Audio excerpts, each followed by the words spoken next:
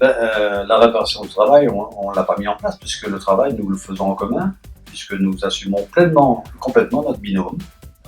Donc nous sommes sur le terrain. Nous avons la chance d'avoir sur notre canton 36 communes. Donc on a mis en place une certaine stratégie de travail avec l'ensemble des maires des 36 communes. En fait, nous sommes totalement interchangeables. Nous avons décidé cela pour bien montrer l'unité du territoire, l'unité du binôme. Donc, quand un maire voit Georges, c'est comme s'il s'adressait à Christine, et quand il voit Christine, c'est comme s'il s'adressait à Georges. Donc, nous avons un binôme qui est très, très uni dans le travail, dans les préoccupations.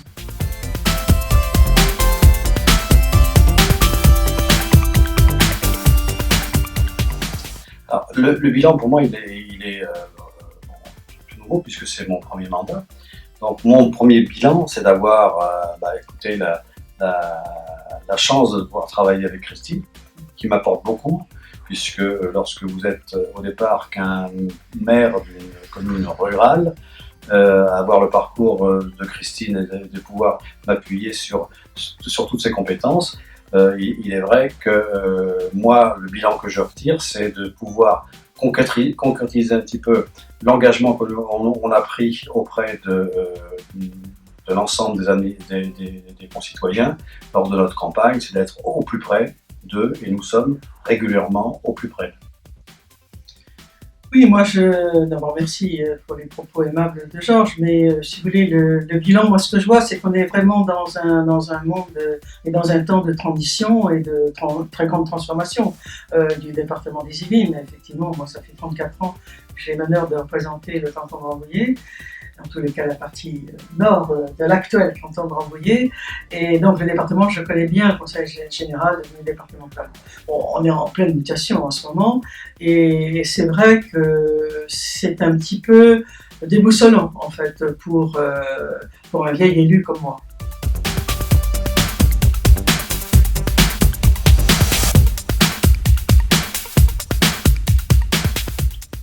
Le projet qu'on essaye de mettre en lumière pour 2016, c'est déjà un peu tout le travail préparatoire que l'on a eu au niveau des assises, pour moi, au niveau des assises de leur ruralité.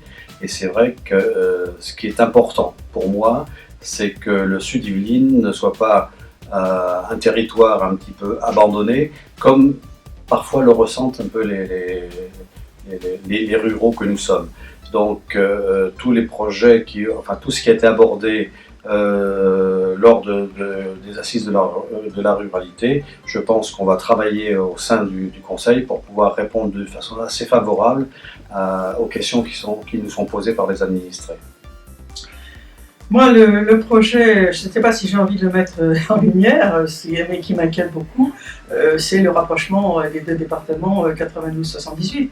J'ai eu l'occasion de m'exprimer très clairement sur ce sujet. Mais avec la même préoccupation que celle de Georges, c'est-à-dire que si on fait un rapprochement qui ira vers une fusion, du reste elle est quasiment dans les faits, ce matin on a voté déjà l'archéologie, alors que ça fait un mois, simplement, même pas un mois que l'établissement public Hauts-de-Seine-Yvelines est créé, donc la fusion elle est là. La préoccupation est identique, c'est-à-dire les Yvelines, vous savez, quand vous rencontrez un ami et qu'il vous demande où habitez-vous, vous lui dites dans les Yvelines, qu'est-ce qui lui vient dans la tête? Il lui vient les châteaux, et il lui vient les forêts et les espaces verts. L'identité propre du département des Yvelines, c'est ça. Et c'est du reste 3/4 du territoire. Donc il est vrai que les Hauts-de-Seine ne vont pas nous apporter beaucoup de verdure. Ils vont peut-être nous apporter autre chose, mais de la verdure, certainement pas. Et derrière cette verdure, il y a toute la préoccupation de l'environnement, naturellement, et de l'agriculture à laquelle nous sommes très attachés. Comme nous avons pu le dire tout à l'heure avec Gérard Larcher, ça fait 30 ans que nous veillons à l'identité de ce territoire rural. Et moi, mon projet pour 2016, étant entendu que, je le répète, je ne ferai pas la totalité du mandat, ma préoccupation, c'est de faire en sorte que l'identité rurale ne soit pas oubliée ou que l'on donne l'impression de s'en occuper par un vernis. Pour moi, c'est quelque chose de fondamental pour l'identité du département.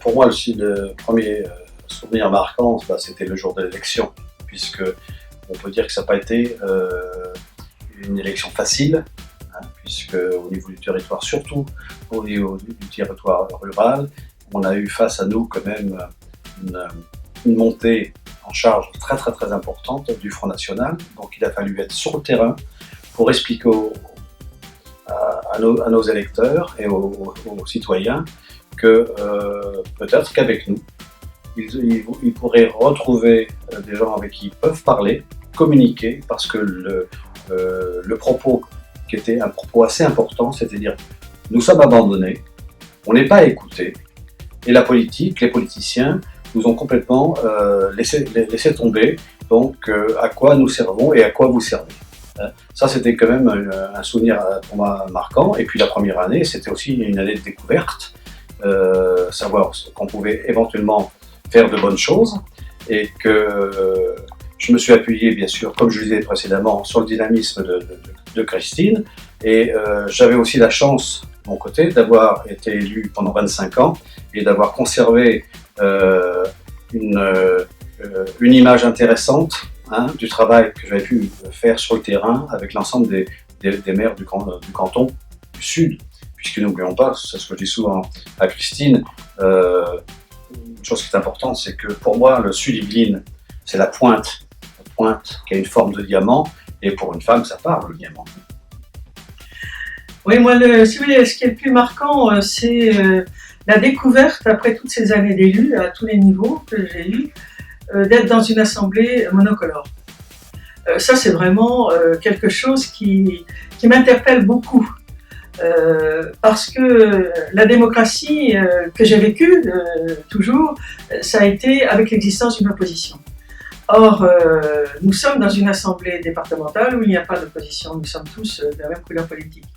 Et ce n'est pas si facile à vivre en fait, en définitive. Ce n'est pas si simple pour l'exercice de la démocratie. Parce que quand on fait partie d'une équipe, si on ose poser une question, je dis bien oser, qui n'est pas obligatoirement dans la ligne, on est regardé, enfin en tous les cas, moi je l'aperçois comme ça, comme étant un peu l'empêcheur de tourner en rond. Alors qu'en fait la démocratie, elle n'est vivante que s'il y a des interpellations, des discussions véritablement. Or, voilà, nous faisons l'expérience d'une assemblée départementale monocolore, même si, comme le dit Georges, je suis très fière d'avoir évité que le canton de Rambouillet tombe dans les mains du Front National. Et je pense, sans vanité personnelle, parce que j'ai beaucoup hésité à me représenter, mes électeurs le savent bien, j'y suis retournée, d'abord parce que Pierre Bélier me l'a demandé, mais aussi parce que j'ai vu qu'il y avait un risque de Front National. Et en fait, on n'a eu que 4 points d'écart au premier tour et le deuxième tour avec le Front National. Ça m'est jamais arrivé dans mes 35 ans de vie politique dans ce Sud-Yvelines. Et les 4 points, je pense, sont le résultat non pas de mon travail, mais simplement de notre travail, mais simplement de ma notoriété. Donc, il est vrai que nous avons apporté la monocolore dans ce département, et c'est une fierté. Parce que franchement, pour moi, imaginer que mon canton passe au Front National, c'était véritablement un échec, mais de toute ma carrière politique. Mais d'un autre côté, je trouve que ce n'est pas si simple de vivre une démocratie vivante quand il n'y a pas du tout d'opposition.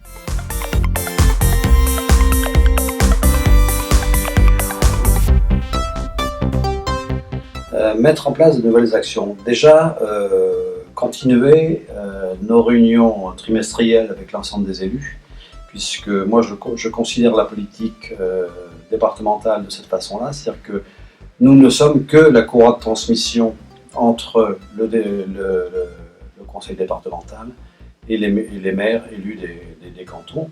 Et comme je le disais précédemment, je crois beaucoup aux assises de la ruralité, et que tout ce qui va être mis en place, pouvoir continuer à être un apporteur de projets, hein, réaliser un petit peu ce que l'on a prévu de mettre en place, et ne pas laisser entendre aux personnes qu'on a éventuellement des idées, mais qu'on ne pourrait pas les appliquer. Moi, je suis quelqu'un de terrain et je veux impérativement qu'on puisse appliquer de façon sérieuse les engagements que l'on a pu prendre dans les assises de la ruralité. Moi, je ne me fais aucune illusion sur le rôle réel des conseillers départementaux. Je pense que ce qui est important, c'est l'intercommunalité. J'étais un défenseur depuis les années 83, 84, 85 de l'intercommunalité et je crois que dans le département des Yvelines, nous allons avoir des intercommunalités qui vont être fixées. Et du reste, le président Bédier nous disait encore ce matin le partenariat avec les intercommunalités qui vont devenir les véritables interlocuteurs des collectivités territoriales, qu'elles soient départementales ou régionales. Donc moi, ce que je souhaite, et là aussi il y a une contradiction, puisque les conseillers départementaux, la loi ne les oblige pas à ce qu'ils soient dans les intercommunalités. Alors, on devrait être membre de droit. Si on espérait dans les départements, les conseillers départementaux auraient dû être membres de droit des intercommunalités, ce qui n'est pas le cas. Donc, il faut être pratique, pragmatique. La vérité, c'est que les choses se passeront dans les liens entre le département ou l'établissement public de fusion et les intercos. Et nous, notre rôle va être celui dont parlait Georges, c'est-à-dire d'être des liens de transmission, d'information avec non seulement les élus, mais également la population. Il y a des enjeux qui sont très importants de territoire et il faut que à la fois nous soyons un territoire qui préserve l'identité, son identité, et qui préserve aussi l'identité des Yvelines, car c'est notre vocation, pour les raisons que je vous disais tout à l'heure, mais également il faut qu'on prépare notre territoire à être dans le temps de la mondialisation, des communications rapides, du développement de la fibre et de l'Internet, qui est un besoin mais fondamental, constitutionnel. Il faut qu'il y ait une égalité de territoire dans les communications. Donc moi, ça sera ma priorité, à la fois du côté du département et du côté de l'intercommunalité en milieu des territoires.